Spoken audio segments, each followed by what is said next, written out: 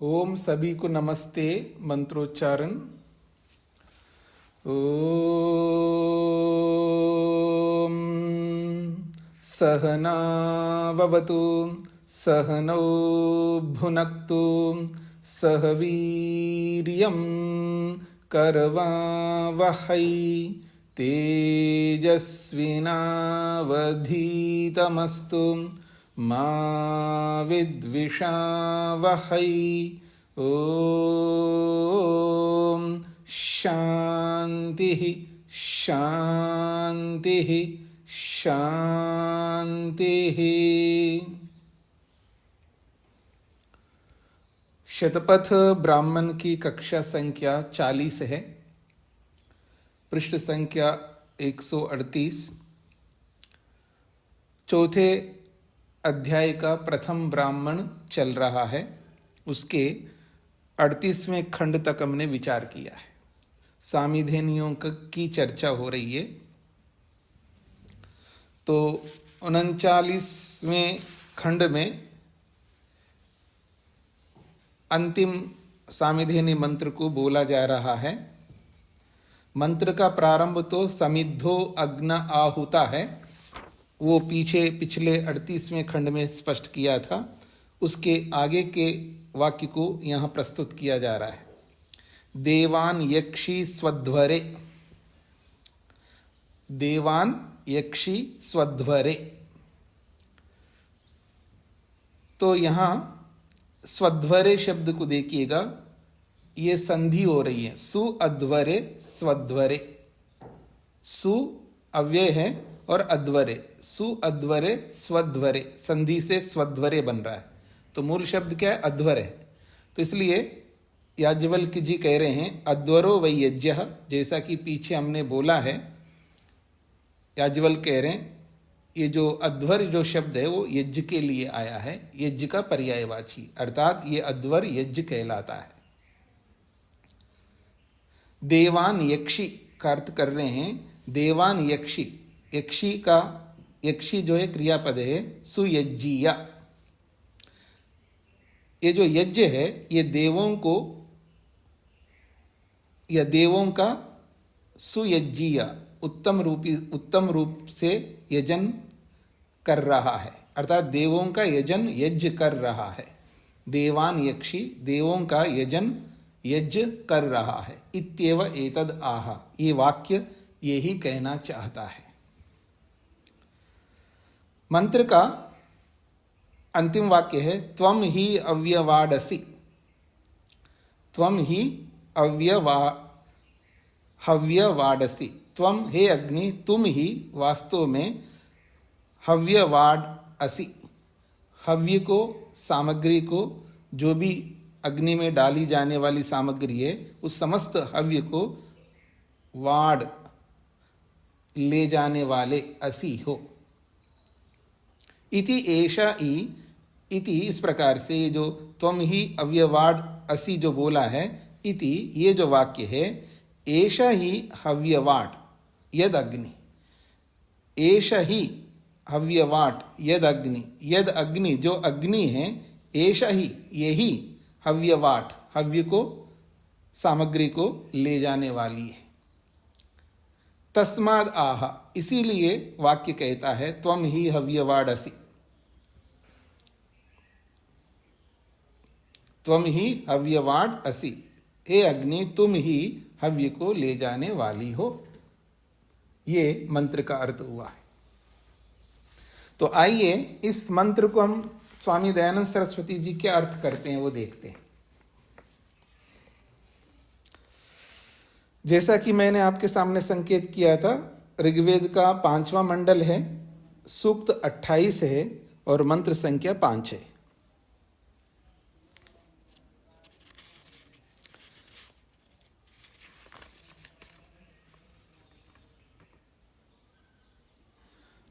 ये जो सूक्त प्रारंभ हुआ है, इस सूक्त में 6 मंत्र हैं। इस सूक्त में 6 मंत्र हैं। स्वामी जी ने भूमिका के रूप में अर्थात शीर्षक के रूप में बोला है अथ अग्नि गुणान आह। अब इस सूक्त में अग्नि के गुणों को प्रस्तुत किया जाता है, ऐसा शीर्षक बनाया है। तो पहले मंत्र में अग्नि के गुणों को बताया है और दूसरे मंत्र में अग्नि के समान जो विद्वान होता है उस विद्वान के गुणों को दूसरे मंत्र में बोला है। तीसरे मंत्र में भी उसी प्रकार विद्वान के गुणों को अग्नि के समान बताया।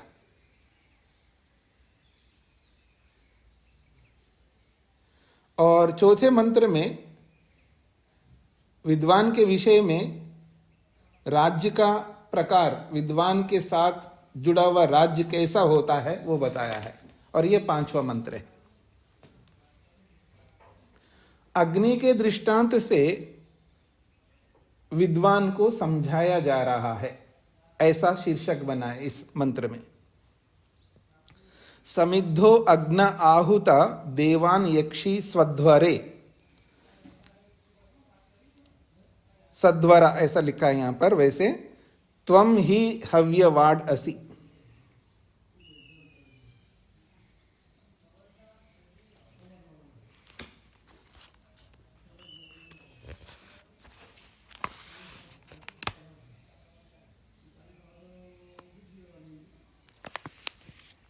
तो समिद्धा का अर्थ करते हैं प्रदीप्तः, प्रज्वलित हुई हुई। अग्ने पावक इव, पवित्र अग्नि के समान। आहुता सत्कृता, सत्कृत। देवान दिव्यान गुणान विदुषो व, दिव्य गुणों को लो या विद्वान को लो। यक्षी पूजयसी, पूजा करते हो। स्वद्वरा सुष्टु अहिंसा युक्त, सुअध्वरा का अर्थ किया है सुष्टु अहिंसा युक्त, अर्थात उत्तम अहिंसा से युक्त। त्वम, तुम। ही यतः अव्यवाट, पृथिव्यादि होड़ा, पृथिव्यादि को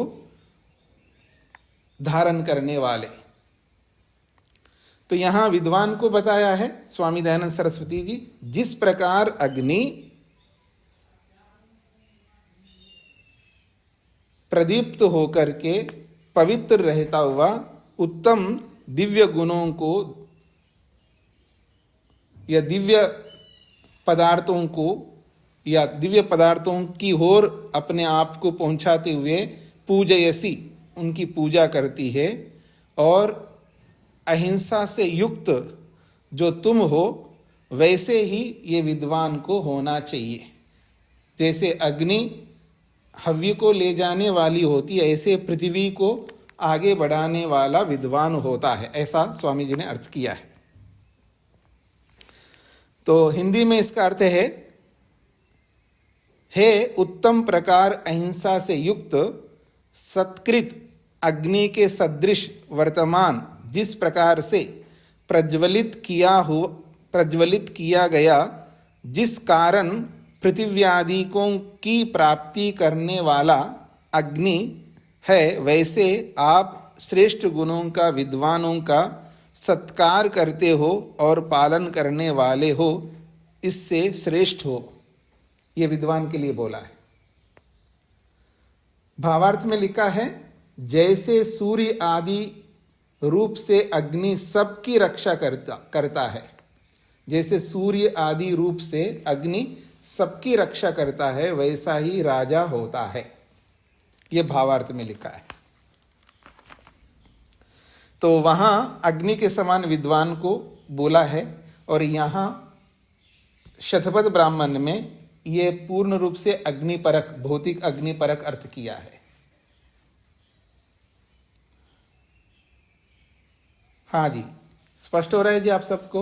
आगे बढ़ूं मैं? हाँ जी, आर्य जी। स्वामी जी आवाज आ रही है स्वामी जी? हाँ जी, बोलिएगा। हाँ स्वामी जी, ये जो स्वध्वर पद है और स्वध्वरे पद है, उसमें साम्यता है या पृथकता है? सध्वर जो है प्रथमांत है, या आप यूं भी कह सकते संबोधन में है, और सध्वरे जो है वो अगले मंत्र में आ रहा है, वो सप्तमी विभक्ति में है। जी धन्यवाद स्वामी जी। जी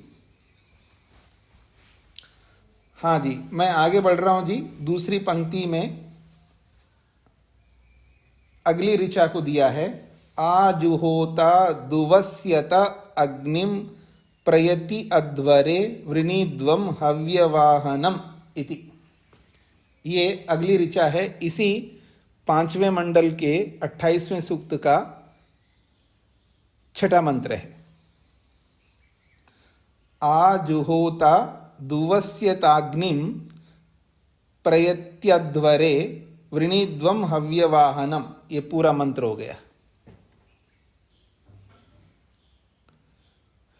अब इसकी व्याख्या याज्ञवल्क्य कर रहे हैं, संप्रेषयति एव एतया, संप्रेषयति एव एतया, एतया इस ऋचा के द्वारा, संप्रेषयति एव आज्ञा देती है, यानी ये ऋचा जो है आज्ञा करती है। संप्रेष का अर्थ होता है आज्ञा देना। आपने श्रोत सूत्रों में अनेक बार आपने पढ़ा है संप्रेष करना। संप्रेष का अर्थ होता है याज्ञिक प्रक्रिया में आज्ञा देना, यानी सामने वाले को आदेश देता है। जैसे अध्वर्यु आदेश देता है, जी आप समिधा ले आओ, आप घी ले आओ, जो भी उनको वहां पर यज्ञ में जो भी कार्य करना होता है, क्रियाएं करनी होती हैं, तो एक ऋत्विक दूसरे ऋत्विक को आज्ञा देता है, उसको संप्रेष कहते हैं। तो ये जो एतया इस ऋचा से संप्रेष्यति, यहां पर भी आज्ञा दी जा रही है। क्या? आजुहुता च यजता च यस्मै कामाय समैढिद्वम, समैन्धिड्वम तत्कुरुता इति। अच्छा, मैंने आगे पढ़ लिया है, मंत्र तो पूरा हो गया, ठीक है। आजुहोता दुवस्यत अग्निम प्रयत्यध्वरे वृणीद्वम अव्यवाहनमसि। आगे संप्रेषयति एतया, इस ऋचा के द्वारा आज्ञा दी जा रही है। क्या? आजुहुता या जुहुता, यजन, आजुहुता होम करो, यजता यजन करो, यजमान के लिए बोला जा रहा है, यजमान को यहां पर आज्ञा दिया जा रहा है। जुहुता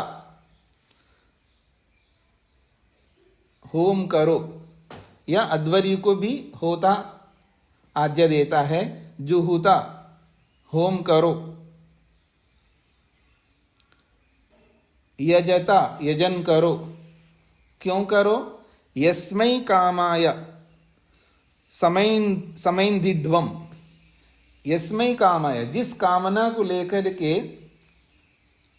तुमने समैन्धिड्वम अग्नि को प्रज्वलित किया। यस्मै कामाय, जिस कामना के लिए तुमने समैन्धिड्वम, समैन्धिड्वम को अच्छी प्रकार से अग्नि को प्रज्वलित किया तुमने, तत्कुरुता, उस प्रयोजन को सिद्ध करो। जिस कामना को लेकर के तुमने अग्नि प्रज्वलित किया है, तत्कुरुता, उस कामना को पूरा करो। इति एव एतद आह, ऐसा ही ये वाक्य कहता है। कौन सा वाक्य? आजुहोता दुवस्यता, ये अग्निम, ये वाला जो मंत्र है, ये यही आदेश करता है, यही कहता है कि हे अध्वर्यु, तुम होम करो, तुम यजन करो। यस्मै कामाय, जिस कामना के लिए, जिस कामना को लेकर के तुमने समैन्धिड्वम अग्नि प्रज्वलित किया है, तत्कुरुता, उस प्रयोजन को सिद्ध करो। इति एव एतद आह, ये वाक्य ऐसा ही कहता है। आगे कह रहे हैं, अग्निम प्रयति अध्वरे, मंत्र का जो वाक्य है अग्निम प्रयति अध्वरे, इसका भाष्य कर रहे हैं याज्ञवल्क्य जी। अध्वरो वै यज्ञ, हमने पहले भी कहा था, ये जो यज्ञ है इसको अध्वर कहते हैं। अग्निम प्रयति यज्ञे, अग्निम प्रयति यज्ञे, यज्ञ में अग्निम प्रयति, अग्नि को प्रज्वलित करता है, उत्कृष्ट रूप से यज्ञ में अग्नि को प्रज्वलित करता है। इति एव एतदाह, ऐसा ही ये वाक्य कहता है।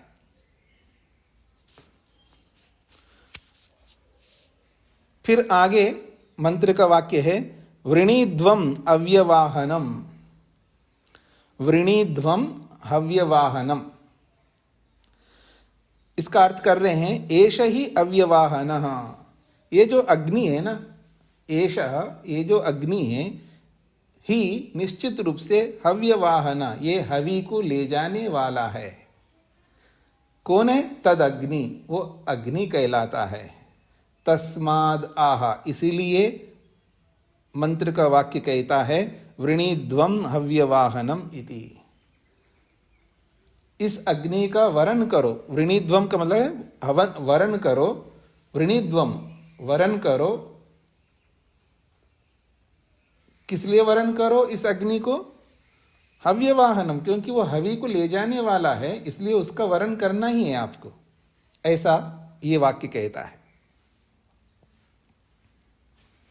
हाँ जी, मंत्र पूरा हुआ है। आजुहोता दुवस्यताग्निम प्रयत्यध्वरे वृणीध्वम हव्यवाहनम, ये मंत्र पूरा हो गया जी। तो याज्ञिक प्रक्रिया में तो यहां पर स्पष्ट किया आजुवता मंत्र है ना, आजुवता, अच्छी प्रकार से होम करो, अच्छी प्रकार से होम करो। क्यों अच्छी प्रकार से होम करो? दुवस्यता अग्निम, अग्नि का अच्छी प्रकार से हवन करो, और अच्छी प्रकार से जब हवन करोगे तो दुवस्यता अग्निम, अग्नि की परिचर्या करो, अग्नि की परिक्रमा करो। क्योंकि आपने श्रोत याग में अनेक बार पढ़ा है परिक्रमा, पर्यग्निकरण, उसको कहते हैं पर्यग्निकरण। अग्नि के चारों ओर व्यक्ति चक्र लगाता है, पर्यग्निकरण कहते उसको। तो यहां कहा जा रहा है मंत्र में दुवस्यता अग्निम, अग्नि के परिचर्या करो, अर्थात अग्नि के चारों ओर परिक्रमा करो। प्रयति अध्वरे, ये जो यज्ञ है ये उत्तम रीति से इसमें अग्नि जो है प्रज्वलित करो। इसीलिए ऐसी अग्नि के लिए वृणीध्वम, उसका वरण करो, उस अग्नि का वरण करो। वरण करके ही आप याग कर सकते हो, अग्नि को प्रज्वलित कर सकते हो। क्योंकि वो जो अग्नि है वो हव्यवाहनम, वो हवि को ले जाने वाला है। ये मंत्र पूरा हुआ है। अब आइए स्वामी जी क्या लिखते हैं। पुनः विद्वद विषयम आह, मंत्र का शीर्षक बना रहे हैं। फिर एक बार विद्वान को लेकर के मंत्र कहता है। क्या कहता है? हे विद्वानों, आप लोग प्रयत्न से साध्य अध्वरे, शिल्पादि व्यवहार में, अव्यवाहनम, उत्तम पदार्थों को प्राप्त कराने वाले, अग्निम, अग्नि का, दुवस्यता, परिचरण करो, अर्थात युक्ति से उसको कार्य में लगाओ, और वृणीध्वम, स्वीकार करो, उस अग्नि को स्वीकार करो, तथा अन्य जनों के लिए आजुहूता, आदान करो, अर्थात ग्रहण करो। ये पूरा हो गया मंत्र का अर्थ। भावार्थ में लिखते हैं, विद्यार्थी जन जैसे विद्वान जन शिल्प विद्या का स्वीकार करते हैं, वैसे ही स्वयं भी स्वीकार करें। जैसे विद्वान लोग शिल्प विद्या को स्वीकार करते हैं, तो विद्यार्थियों को भी शिल्प विद्या को स्वीकार करना चाहिए। इस मंत्र का अर्थ। तो स्वामी जी ने तो विद्वान परक अर्थ किया है, और यहाँ यज्ञ परक अर्थ किया है। और आप सबको पता ही है, मंत्रों के अनेक अर्थ होते हैं। तो अनेक अर्थ होते हैं, तो यहाँ पर याज्ञवल्क्य ने यज्ञ संबंधी, यज्ञ में विनियोग किया है, और स्वामी दयानंद सरस्वती जी ने विद्वान के लिए विनियोग किया है। विनियोग समझते हैं जी? प्रसंग के अनुसार उस मंत्र को लगाना, उस प्रसंग के अनुकूल मंत्र का अर्थ करना। प्रसंग के अनुसार, प्रसंग के अनुकूल मंत्र का अर्थ करने को विनियोग कहते हैं। जैसे स्वामी दयानंद सरस्वती जी ने संस्कार विधि में बहुत सारे मंत्रों का विनियोग किया है। अलग अलग संस्कारों में अलग अलग मंत्र वहाँ पर दिए उन्होंने। तो प्रसंग के अनुसार, प्रकरण के अनुसार मंत्रों का अर्थ उसी प्रसंग के अनुकूल अर्थ करना, इसको विनियोग कहते हैं। हाँ जी, स्पष्ट हो गए जी आप सबको? आगे बढ़ूं मैं। इस प्रथम ब्राह्मण का अंतिम खंड 40वां।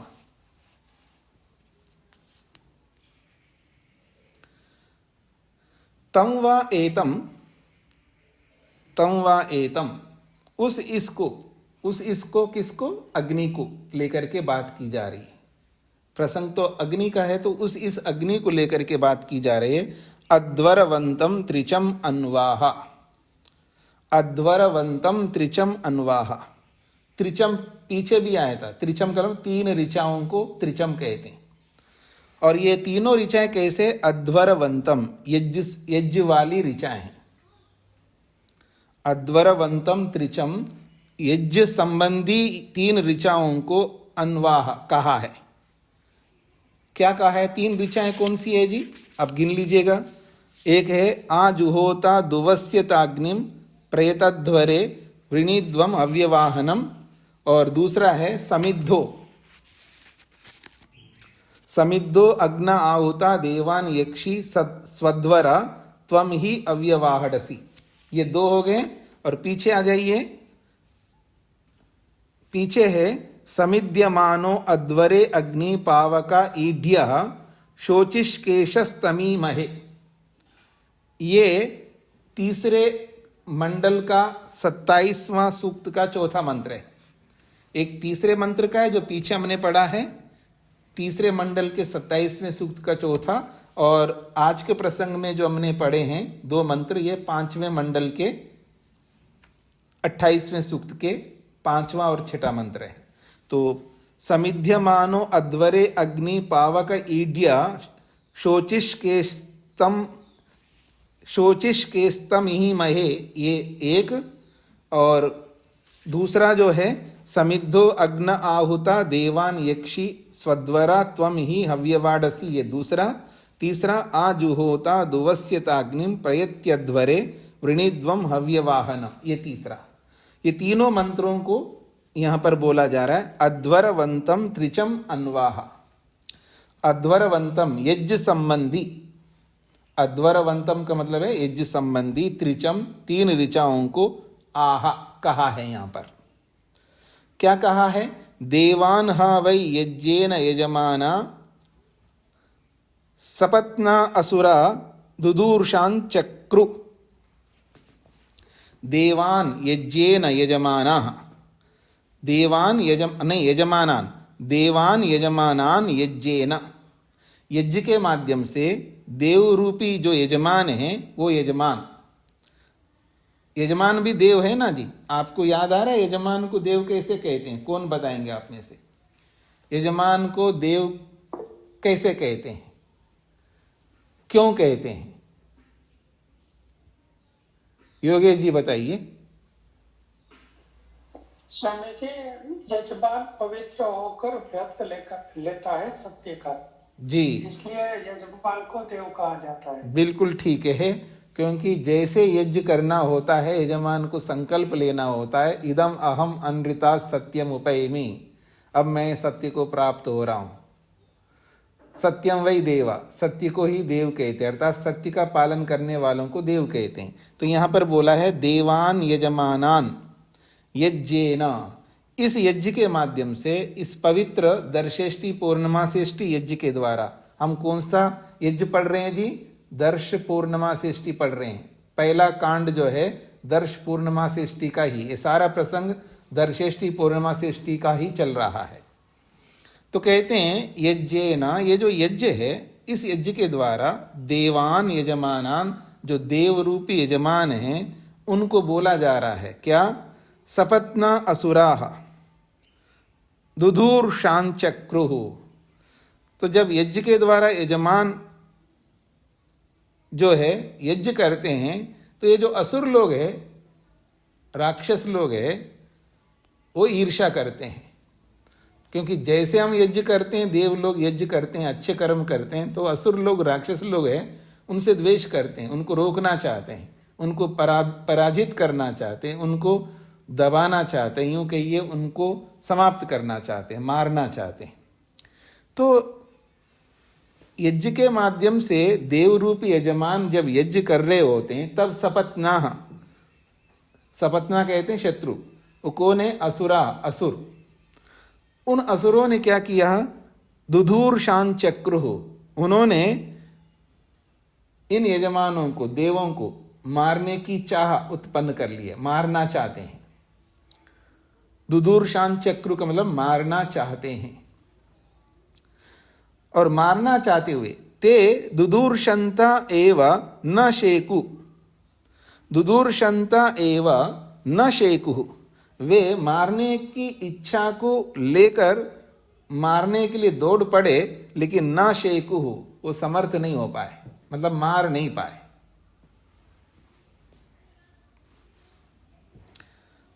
दुर्वितुम ते परा बभूवु, धूर्वितुम ते परा बभूवु, मारने के लिए तो चले लेकिन ते परा बभूवु, वो स्वयं ही पराजित हो गए। मारने के लिए दौड़े लेकिन ते, वो स्वयं ही राक्षस असुर जो है, परा बभूवु, वो पराजित हो गए।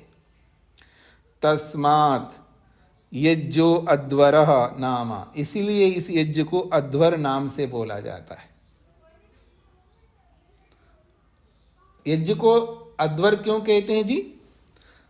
ध्वरा का अर्थ होता है हिंसित को, दुखी को। ध्वरा शब्द जो है ना, ध्वरा, मरे हुए को कहते हैं, या दूषित को कहते हैं, दोषग्रस्त को कहते हैं, त्रुटि को कहते हैं ध्वरा। और ये कैसा है यज्ञ? न ध्वरा अध्वरा, ये अध्वर है, जिसमें दोष नहीं होता है, जिसमें पाप नहीं होता है, इसलिए इसको अध्वरा कहते हैं। यज्ञ जो है अध्वर, यज्ञ का नाम अध्वर इसलिए कहा जाता है, राक्षस जो है इसको दूषित नहीं कर सकते, या इस यज्ञ को करने वालों को पराजित नहीं कर सकते। ध्वरा का अर्थ होता है पराजित होना, ध्वंस होना, विध्वंस को प्राप्त हो जाना, नष्ट हो जाना, मर जाना, हिंसित हो जाना, दुखी हो जाना। और ये अध्वर इसलिए है क्योंकि इस यज्ञ से यजमान दुखी नहीं होते, सुखी हो जाते हैं। और आपने ये सुना है, अगर कहीं, वैसे तो दर्शेष्टि पौर्णमासेष्टि में तो बताया है, लेकिन बहुत सारे याग हैं, वो याग, उन यागों का प्रयोजन तो कुछ जगहों पर बताया जाता है कि ये किस लिए कर रहे हैं आप ये याग। जैसे पुत्रेष्टि, पुत्र कामो यजेता, स्पष्ट कर दिए यज्ञ किस लिए कर रहे हैं, पुत्र की कामना से, प्रयोजन पुत्र है। ग्राम कामो यजेता, गांव का प्रधान बनना हो, राज्य का प्रधान बनना हो, पूरे देश का प्रधान बनना हो, जो भी बनना हो उसके लिए यज्ञ करो, ग्राम कामो यजेता। तो कुछ यागों में प्रयोजन बताते किसके लिए याग करना, और बहुत सारे ऐसे याग होते हैं वो प्रयोजन बताते नहीं। और जहां जिस याग का, जिस इष्ट का प्रयोजन नहीं बताया हो, तो वहां क्या समझना चाहिए, वो याग किसके लिए होता है समझना चाहिए। कौन बताएंगे आप में से? हाँ जी, कुसुम जी। नमस्ते स्वामी जी। स्वर्ग कामो यजेत, स्वर्ग। हाँ, श्रोत सूत्रकार ने बोला है, अगर किसी याग के पीछे प्रयोजन नहीं बताया हो तो समझ लेना वो स्वर्ग के लिए ही होता है। जिस याग का, जिस इष्टि का प्रयोजन नहीं बताया हो तो श्रोत सूत्रकार ने कहा है वो स्वर्ग के लिए होता है। आंख मीच करके समझ लेना ये स्वर्ग के लिए कर रहा हूं मैं। आप में से कोई अग्निहोत्र करते हैं क्या? किस लिए करते हैं जी? कहीं बताया उस अग्निहोत्र का प्रयोजन? नहीं बताया हो तो समझ लेना ये स्वर्ग के लिए कर रहा हूं मैं, ऐसा। तो कहते हैं तस्माद यज्ञो अध्वरा, इसलिए इस यज्ञ को अध्वरा कहते हैं। दुदूर्शन वा एनम सपत्ना परा भवती, और स्पष्ट कर रहे हैं दुदूर्शन वा एनम, एनम इस यज्ञ को, इस यजमान को, दुदूर्शन मारने की इच्छा से आगे बढ़ते हैं। कौन? सपत्ना, शत्रु। लेकिन आगे बढ़ करके इस यजमान को नहीं मार सकते तो स्वयं ही पराभवती, वो स्वयं पराजित हो जाता है। उसको हराने के लिए आगे बढ़ते हैं, वो स्वयं ही हार जाते हैं। यस्य एवं विदुषो अध्वरवंतम त्रिचम अन्वाहु, यस्य एवं विदुषा, यस्य विदुषा, जिस विद्वान को ध्यान में रख करके, एवं इस प्रकार से, अध्वरवंतम त्रिचम, यज्ञ संबंधी इन 3 ऋचाओं को, जो ऋत्विक जिस यजमान के लिए अन्वाहु बोलते हैं, उस यजमान के लिए क्या लाभ मिल सकता है ऐसा बोलने के पीछे? तो कहते हैं यावद एव सौम्येन अध्वरेन इष्ट्वा जयति तावद जयति। बड़ी अच्छी बात कही है। वो कहते हैं इसको करने से क्या फल मिलता है ये तो बताया नहीं है। तो कह रहे हैं यावद एव सौम्येन अध्वरेन, सौम्येन अध्वरेन, सोमयाग के माध्यम से इष्टवा यज्ञ करके, यावत जयति, जितना फल प्राप्त करता है, तावत जयति, उतना फल इसको भी प्राप्त होता है। क्या बोला जा रहा है जी? यावद एव सौम्येन, सौम्येन मतलब सोमयाग, अध्वरेन, सौम्येन अध्वरेन, सोमयाग रूपी यज्ञ से इष्टवा यज्ञ करके, यावद एव जयति, जितना वो जीतता है, जितना वो उपलब्ध करता है, तावत जयति, इस याग से भी उतना ही सिद्ध करता है। ये इसका तात्पर्य। सोमयाग का फल तो क्या है जी? सोमयाग का फल स्वर्ग है। सोमयाग इसलिए किया जाता है, स्वर्ग के लिए किया जाता है, और इस यज्ञ को भी स्वर्ग के लिए किया जाता है। जो फल सोमयाग से प्राप्त होता है वो फल इससे भी प्राप्त हो जाएगा। अब यहां कंफ्यूज नहीं होना। मैं इसका उदाहरण देता हूं आपको। यम का फल क्या है जी? यम का पालन करने का फल क्या है? जो यम का पालन करने का फल है वो ही समाधि का फल है, वो ही ध्यान का फल है, वो ही 8 अंगों का फल है।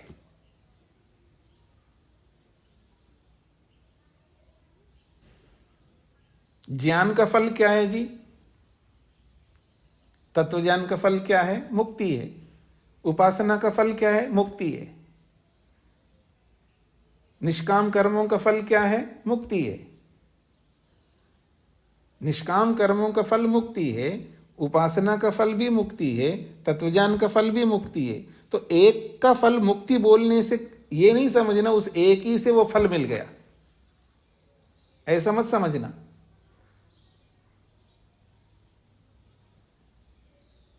ऐसे ही यहां पर भी सोमयाग जो है स्वर्ग को देने वाला है, तो ऐसे ही दर्शेष्टि पूर्णिमा शेष्टि भी स्वर्ग को देने वाला है। तो जो फल सोमयाग से मिलता है वो फल दर्शेष्टि पूर्णिमा शेष्टि से मिलता है, ये बोला जा रहा है। इसका ये मतलब नहीं है वो मत करो इसी से मिल जाएगा, ऐसी भूल मत करना आप लोग।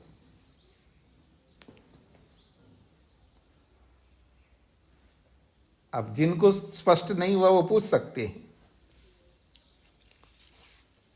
आगे बढ़ूं जी मैं। चौथे अध्याय का दूसरा ब्राह्मण प्रारंभ हो रहा है।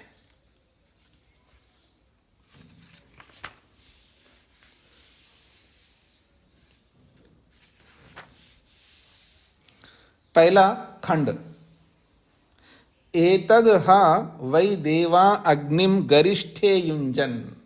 बड़ी अच्छी बात कही जा रही। हाँ जी, क्या प्रश्न था जी आपका? नमस्ते स्वामी जी।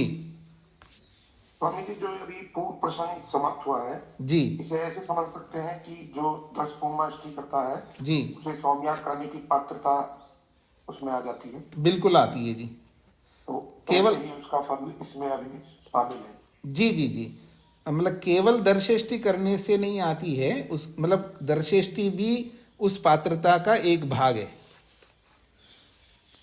क्योंकि दर्शेष्टि पूर्णमासेष्टि जो करता है उससे पहले वो पंचमा यज्ञ भी करता है। पांचों यज्ञों को नित्य प्रति दोनों समय करता है, 5 यज्ञ सुबह और 5 यज्ञ शाम को, ब्रह्मयज्ञ, देवयज्ञ, पितृयज्ञ, बलिवैश्वदेव यज्ञ और अतिथि यज्ञ, ये पांचों यज्ञों को दोनों समय करना है।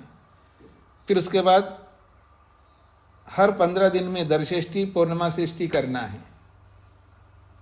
फिर उसके बाद वो चातुर्मासेष्टि करना है, उसके बाद ये करना है, ऐसा कई उसके नित्य कर्म हैं। उन सबको करने पर ही वो अग्निहोत्री बनता है। तो अग्निहोत्री जो है सोमयाग का अधिकारी है, और वो जो अग्निहोत्री सोमयाग का अधिकारी है वो शास्त्रों को भी पढ़ा हुआ होना चाहिए। जो शास्त्र नहीं पढ़ा है वो नहीं होता उसका अधिकारी, वो कम से कम एक वेद पढ़ा हुआ होना चाहिए। ये इसकी प्रक्रिया है जी। धन्यवाद स्वामी। आगे बढ़ रहा हूं जी मैं। चौथे ब्राह्मण का दूसरा नहीं, चौथे अध्याय का दूसरा ब्राह्मण, पहला खंड। एतद वै देवा अग्निम गरिष्ठे युंजन। देखिएगा, मैं अगर ये बोलूं आपको, योगेश जी को बहुत बड़ी जिम्मेदारी दी है मैंने, योगेश जी को बहुत बड़ी जिम्मेदारी दी है। क्या जिम्मेदारी दी है जी? आप जो है सबको जोड़े रखो, सबको बांधे रखो, सबके साथ संबंध बनाए रखो, सबको कक्षा के साथ में जोड़े रखना, ये बहुत बड़ी जिम्मेदारी है ना। ऐसे ही यहां पर बोला जा रहा है, एतद वै देवा, ये जो देव लोग हैं, कौन? यजमान। अग्निम गरिष्ठे युंजन, अग्नि को बहुत बड़े गरिष्ठ अर्थात बहुत गंभीर, बहुत वजनदार काम के लिए युंजन नियुक्त किया। गरिष्ठ का अर्थ होता है, जैसे आप बोलते ना, ये भोजन बहुत गरिष्ठ है, बहुत भारी है, ये भोजन हल्का है, गरिष्ठ समझते ना जी, भारी। बड़ी जिम्मेदारी को, बहुत कठोर कार्य को, बहुत सूक्ष्म कार्य को, बहुत बड़े कार्य को गरिष्ठ शब्द से बोला जाता है। तो कहते हैं एतद हा वै देवा, ये जो देवगण हैं उन्होंने अग्निम, अग्नि को, गरिष्ठे, बहुत बड़े महत्वपूर्ण कार्य के लिए युंजन नियुक्त किया। फिर आगे कहते हैं यद होतृत्वे इदम नो हव्यम वह इति। और वो कौन सा काम उनको सौंपा है देवों ने? तो कहते हैं यद, जो कि होतृत्वे, होत्र बन करके, होता बन करके, पीछे बताया था ना अग्निर्वै होता, ये अग्नि जो है वास्तव में होता है। तो होतृत्वे सप्तमी विभक्ति का एक वचन है। इस होता बन करके,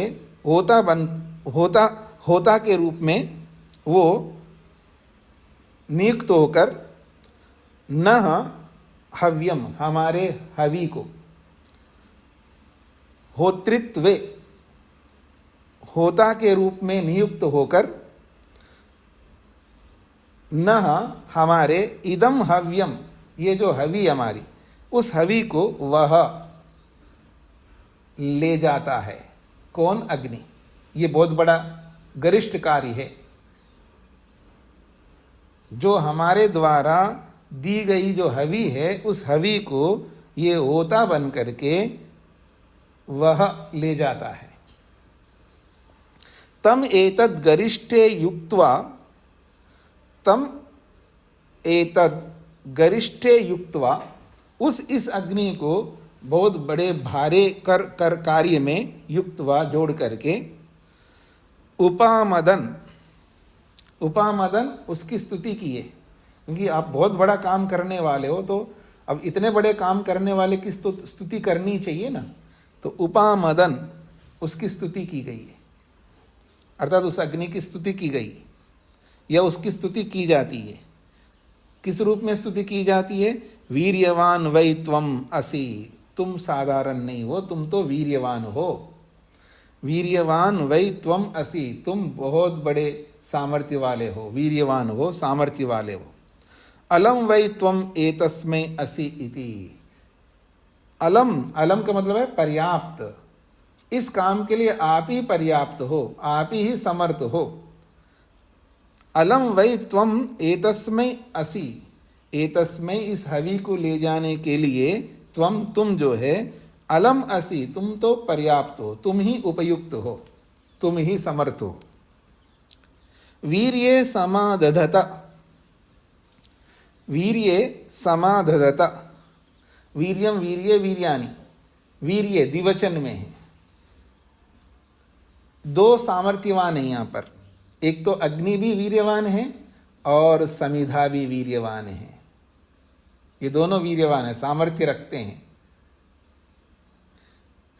तो वीर्ये समादधत, उस अग्नि में स्थापित किया जाता है। समाधत का मतलब स्थापित करना, अर्थात उस अग्नि को यज्ञ में स्थापित करना, उस यज्ञ के, यज्ञ वेदी के अंदर या यज्ञ कुंड में उस अग्नि को, दो वीर्यों से युक्त उस अग्नि को समाधत स्थापित किया। अब आगे कह रहे हैं, यथा इदम अपि एतर्रि ज्ञातीनाम यम गरिष्ठे युञ्जन्ति अथ अपि एतर्रि इदानीम, जैसे अग्नि के लिए गरिष्ठ कार्य दिया है,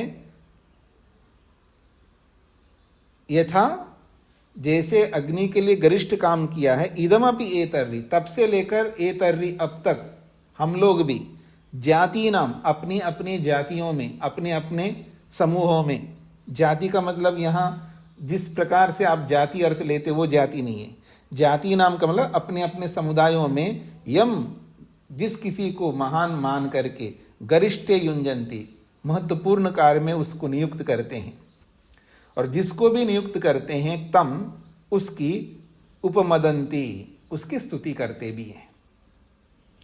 वीर्यवान वै त्वम असि, तुम भी बहुत बड़े वीर्य वाले हो, सामर्थ्य वाले हो, आप ही इस कार्य को कर सकते हैं और कोई नहीं कर सकता। इस प्रकार से उसकी स्तुति की जाती है।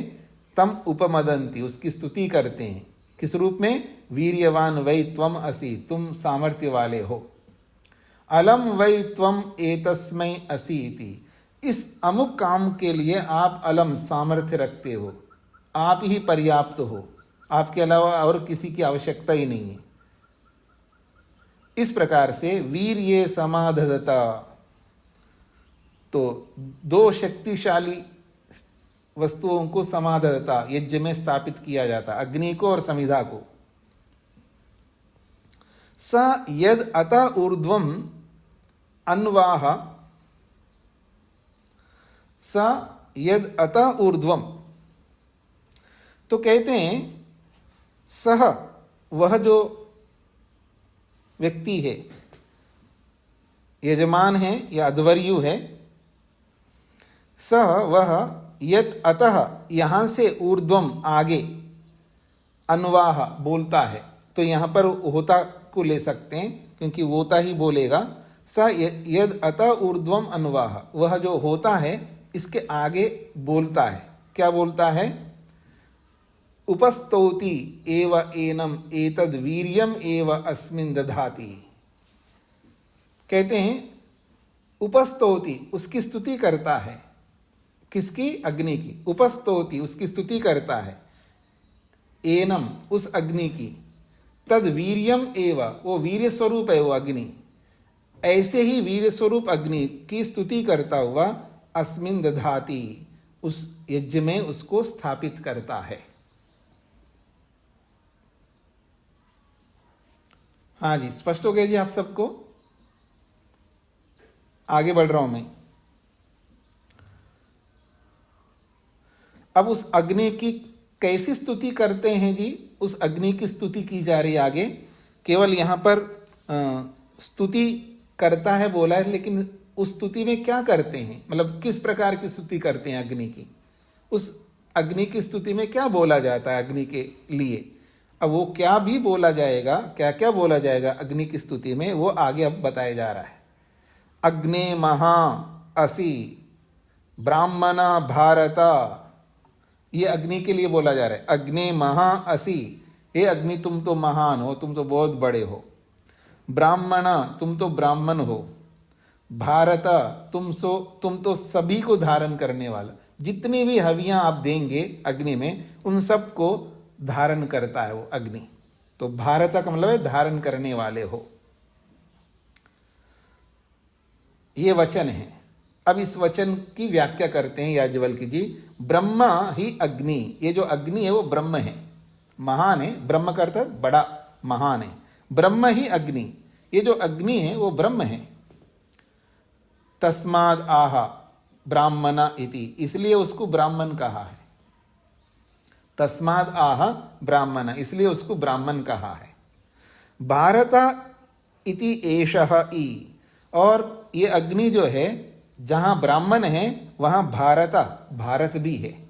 भारत इति एषः, ये जो अग्नि है ये भारत है। क्यों भारत है जी? देवेभ्यो हव्यम भरति, क्योंकि देवों के लिए हवि को धारण करता है। देवेभ्यो हव्यम भरति, क्योंकि देवों के लिए है हवि को वो धारण करता है। तस्माद भरतो अग्नि, इसलिए उस अग्नि को भरत कहा जाता है।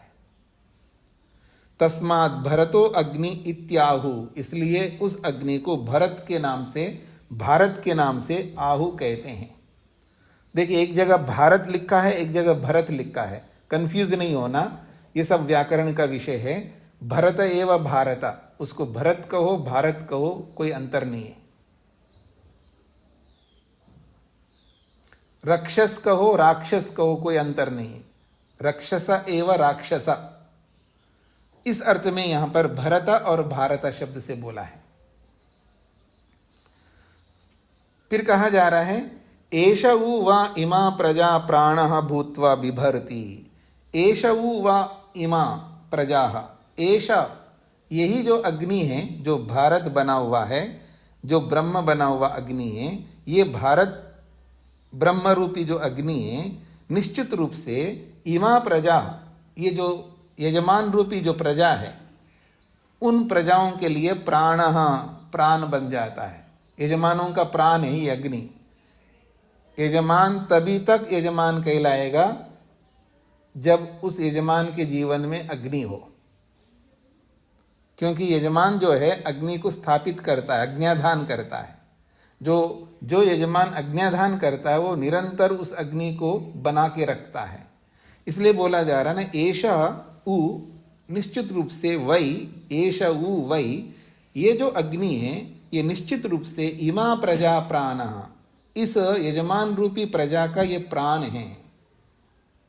और प्राणा भूत्वा, प्राण बन करके, बिभर्ति, यजमानों की रक्षा करती है, यजमानों की जो हवि है उसको धारण करती है। तस्माद एव आह भारत, इसीलिए उस अग्नि को हवि को धारण करने वाला बोला गया है।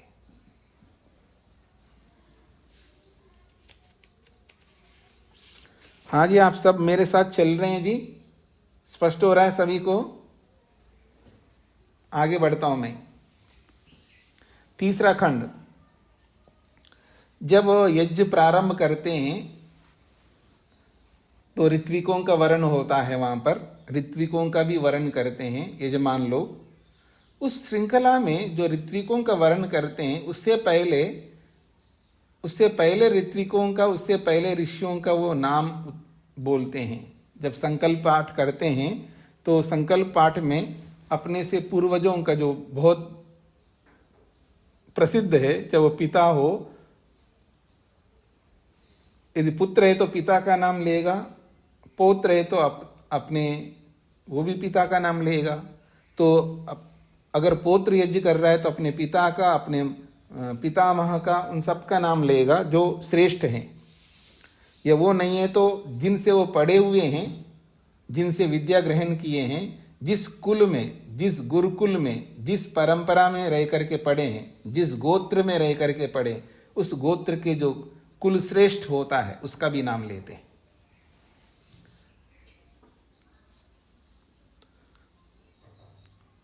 हमने सुना है व्याकरण पढ़ते समय कि व्याकरण के 3 विभाग हैं, 4 विभाग भी बोल सकते। पहले अष्टाध्यायी को याद करना होता है, फिर उसकी वृत्ति, उन सूत्रों की वृत्ति, उन सूत्रों का जो व्याख्यान है उसको पढ़ना होता है, उसको प्रथमावृत्ति बोलते हैं, प्रथम आवृत्ति। फिर उसके बाद द्वितीय आवृत्ति भी पढ़नी होती है, उसके बाद तृतीय आवृत्ति जिसको हम लोग महाभाष्य कहते हैं उसको भी पढ़ना होता है। व्याकरण में जो प्रथम आवृत्ति है वो वास्तव में वही व्याकरण है। द्वितीय आवृत्ति और तीसरी आवृत्ति जो है वो शंका समाधान है, विशेष शंका समाधान, एक सामान्य रूप से और एक विशेष रूप से।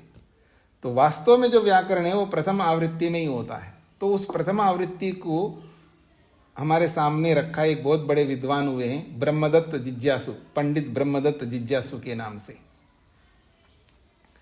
और उनका इतना नाम है कि पौराणिक लोग भी जब व्याकरण पढ़ाते हैं तो व्याकरण की परंपरा में जो बड़े लोग हैं, पाणिनि ऋषि है, ऐसे अलग अलग आपिशल ऋषि है, उनका नाम लेते हुए पंडित ब्रह्मदत्त जिज्ञासु जी का भी नाम लेते हैं, ऐसा हमने सुना है। पौराणिक लोग भी पंडित ब्रह्मदत्त जिज्ञासु जो है ये पंडित युधिष्ठिर मीमांसक जी के गुरु जी हुए हैं, आचार्य प्रज्ञा देवी जी के गुरु हुए हैं। ऐसे बहुत सारे विद्वान हुए हैं, उनके गुरु रहे हैं और बहुत बड़े विद्वान रहे हैं। और व्याकरण की परंपरा जो है आज जो चल रही है उसके पीछे एक बहुत बड़े कारण है आर्य जगत में, पंडित ब्रह्मदत्त जिज्ञासु जी आर्य जगत के बहुत बड़े विद्वान हुए हैं। उनका नाम लेते हैं पौराणिक लोग आज भी व्याकरण पढ़ते हुए, ऐसा हमने सुना है। और वास्तव में हो भी सकता है, कोई बड़ी बात नहीं है। तो ऐसे यहाँ पर ऋषियों का नाम लेने की भी एक परंपरा है यज्ञों को करते समय। उस बात को यहाँ पर स्पष्ट किया जा रहा है तीसरे खंड में।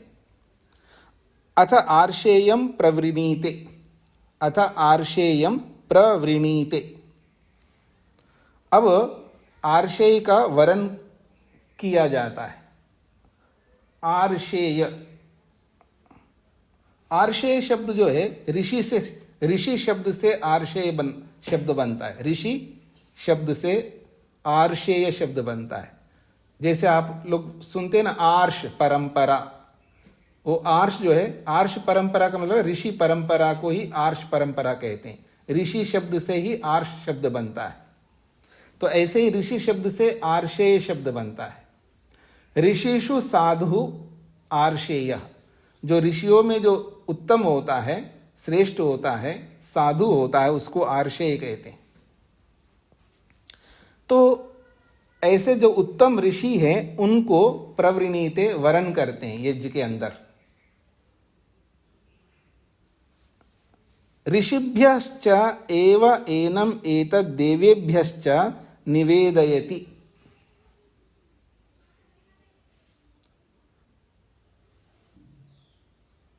अयम महावीर्यो यो यज्ञं प्रापत इति तस्माद् आर्षेयम प्रवृणीते। बड़ा अच्छी बात कही जा रही है। तो कहते हैं आगे आर्षेयम प्रवृणीते का अर्थ समझ में आ गया जी आपको। अथा अब आर्षेयम, ऋषियों में जो साधु श्रेष्ठ व्यक्ति हुए हैं उनका प्रवृणीते, उनका वरण किया जाता है। उनको वरण करते हैं, जैसे यजमान जो है ऋत्विक वरण करता है ना, ऐसे ही उन ऋषियों का भी वरण करते हैं, उनका नाम लेते हैं, उनका गौरव के लिए, उनके सम्मान के लिए, ऐसे समझ लीजिएगा। ऋषिभ्यश्च एव एनम एतद् देवेभ्यश्च निवेदयति। ऋषियों के लिए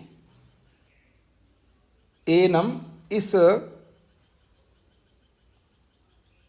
इस यज्ञ को या इस अग्नि को ध्यान में रख करके, इस यज्ञ को ध्यान में रख करके, ऋषिभ्यः देवेभ्यश्च, ऋषि देवरूपी ऋषियों के लिए, निवेदयति, वो निवेदन करता है।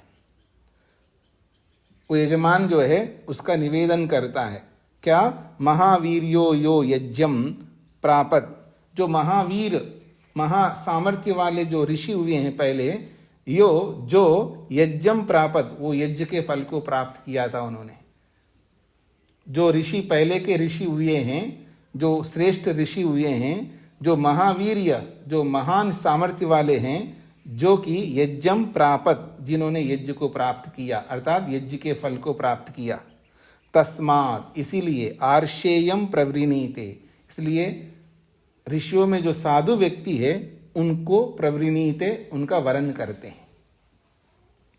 उनको वरण करने का क्या तात्पर्य? वो तो है ही नहीं हमारे सामने। कोई सामने हो, जैसे ऋत्विक है तो उसका वरण करो, वो यज्ञ करेगा, ये तो बात समझ में आती है। जो मरे हुए हैं, अर्थात मरे, पता नहीं मैं ये कहूँ, मतलब हमारे सामने नहीं है, उनका वरण करने का क्या मतलब होता है?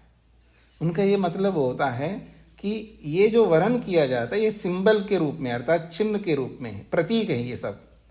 ऐसा वरण करने से हम अग्रसर होते हैं, हम प्रयत्नशील होते हैं, हमें प्रेरणा मिलती। तो प्रेरणा के लिए ऐसा वरण किया जाता है, ऐसे याज्ञिक परंपरा में बताया जाता है। तो जैसे स्वामी दयानंद का नाम हम लेते हैं तो स्वामी दयानंद का नाम वरण ही तो करते हैं हम लोग। यज्ञ करने के बाद स्वामी दयानंद की जय, ऐसा जो भी बोलते होंगे आप, वो किस लिए बोलते हैं? उनका नाम लेते क्यों हैं आप?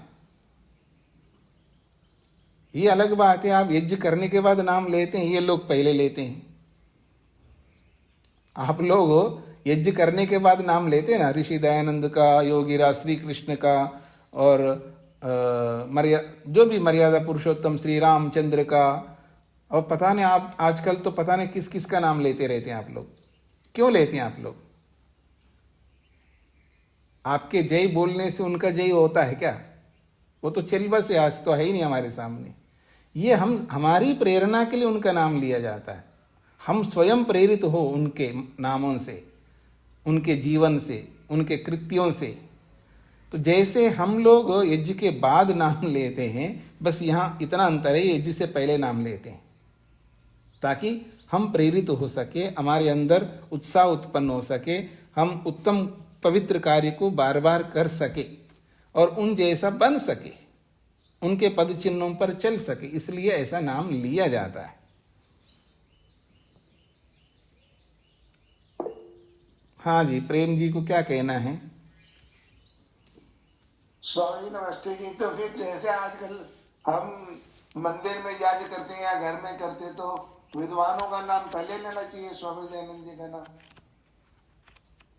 अब मेरे को नहीं पता है जी, यहाँ की प्रक्रिया आपको बताया है। अच्छा। ऐसे याग आप करते हैं, ऐसे याग आप करते हैं, तब मैं बताऊंगा कि पहले लेना चाहिए। ऐसे याग तो आप करते नहीं है। वो तो साधारण जैसे कर लेते हैं। हाँ, तो साधारण जो भी आप करते करिएगा। अगर मैं बोलूँगा पहले ले लो तो फिर एक नई परंपरा, सारे लोग मेरे को पकड़ेंगे, ये कौन आदमी है, ऐसा कौन बोलता है। तो बेकार की चीज़ों में हम पड़े रहेंगे, फिर लड़ने में लड़ते रहेंगे। वो कहेंगे मेरे को, मैं कहूँगा ये वो। मैं वैसे भी ऐसा नहीं लड़ता, मतलब कोई बोलता है तो बोलता रहे, मैं समाधान नहीं करता, उसका उत्तर मैं नहीं देता। अब वो जो भी समझते समझने दो, उनकी इच्छा है, वो स्वतंत्र है। जो मेरे विषय में समझने वाले जो भी समझते समझते हैं, अब मैं उसका क्या उत्तर दूं? इसलिए मैं इन चीज़ों में नहीं पढ़ूंगा। ऐसा नहीं बताऊंगा कि आज पहले बोला करो। ठीक है जी। जी, कुसुम जी को क्या कहना है? स्वामी जी नमस्ते। अभी जी। आप ये व्याकरण की बात कर रहे थे, जी तो हम संस्कृत पठन पाठन की अनुभूत सरलतम विधि पढ़ रहे हैं, उसमें अष्टाध्यायी सूत्र भी पढ़ रहे हैं जी। तो आपने आपको बताया प्रथमा प्रति पढ़नी चाहिए। तो प्रथमा प्रति देते तो हैं, मतलब स्टूडेंट जो हमारे में के इसको भी खरीद लेना चाहिए, तो हम खरीद लें, उससे ज्यादा लाभ मिलेगा हमें। ऐसा है, सरलतम विधि जो है, जो व्याकरण विधिवत जो नहीं पढ़ते हैं उन लोगों के लिए बनाई गई। वो जो विधिवत जो है ना, शुरू से पूरी अष्टाध्यायी को याद करके फिर विधि के अनुसार, जैसे कोई व्यक्ति कॉलेज जाकर के इंजीनियरिंग करता है ना, उसको कहते हैं विधिवत इंजीनियरिंग कर रहा है। और ऐसे ही किसी इंजीनियर के कंपनी में या किसी इंजीनियर के पास बैठ करके कुछ सीखता है ना, वो भी इंजीनियरिंग के बारे में बहुत कुछ सीख लेता है, पर वो उसको ऐसा नहीं कहेंगे ये इंजीनियर है। तो ऐसे ही यहाँ पर है, जो व्याकरण को विधिवत जो व्यक्ति पढ़ता है तब प्रथमावृत्ति तो पढ़नी चाहिए, लेकिन आप उसको विधिवत नहीं पढ़ रहे हैं, इसलिए सरलतम विधि पढ़ रहे हैं। उसका छोटा वर्जन है, व्याकरण का छोटा वर्जन है वो। जी जी, प्रथमावृत्ति हम ले सकते हो देखने के लिए, पढ़ने के लिए, स्वयं पढ़ने के लिए आप ले सकते हो, उसमें कोई आपत्ति नहीं है, पर समझना कठिन हो जाएगा आपको। जितना पढ़ा रहे हैं वो भी समझ में आ जाए तो बहुत अच्छी बात है। जी जी जी, और मैं आपको अतोत्साहित नहीं कर रहा हूं, अगर आप विधिवत पढ़ना चाहिए जरूर पढ़िएगा, लेकिन उसके लिए आप ऐसे नहीं पढ़ सकते जैसे अभी ऑनलाइन बैठ करके ये पढ़ रहे हो ना, ऐसे पढ़ने से आपको नहीं आएगा व्याकरण। आपको सारे काम धंधे छोड़ने होंगे और केवल इसी के लिए एज ए स्टूडेंट बन करके पढ़ना पड़ेगा, तब आप पढ़ पाएंगे। हाँ, बहुत से सूत्र हमारे समझ में आते हैं, वो सुनिए आप। देखिए, मैंने बोला है उसको पकड़ लीजिएगा, आपको क्या आता है क्या नहीं आता वो नहीं सोचिएगा। मैंने जो बोला, अगर आपको व्याकरण पढ़ना है तो कैसे पढ़ना है वो बताया मैंने आपको। आप सारे काम करते हुए व्याकरण नहीं पढ़ सकते, आप नहीं, कोई नहीं पढ़ सकता, कोई भी नहीं पढ़ सकता। व्याकरण पढ़ना कोई सरल काम नहीं है, बहुत कठिन काम है, और कठिन काम को सब काम छोड़ करके ही किया जा सकता है। हाँ जी, रवि जी को क्या कहना है? नमस्ते स्वामी जी। जी ये महर्षि दयानंद जी ने जो भाष्य लिखा है व्याकरण में, जी, इसमें और ये ब्रह्मदत्त जिज्ञासा जी का तीर्थ वृत्ति में अंतर है क्या? भेद है क्या? बहुत अंतर है। स्वामी दयानंद जी ने जो किया है वो भी, पहली बात तो पूरा नहीं किया है, जितना किया है वो द्वितीय वृत्ति के रूप में है। वो दूसरा मतलब क्या बोलेंगे आपको, वो सेकंड ईयर का है, मतलब फर्स्ट ईयर में तो ब्रह्मदत्त जी का है, वो सेकंड ईयर का काम है वो। जी जी, दूसरी वृत्ति है वो, पर वो दूसरी वृत्ति भी पूरी नहीं है। जी, धन्यवाद स्वामी। आज इतना ही रखते हैं जी हम। ओम शांति शांति शांति। सबको नमस्ते।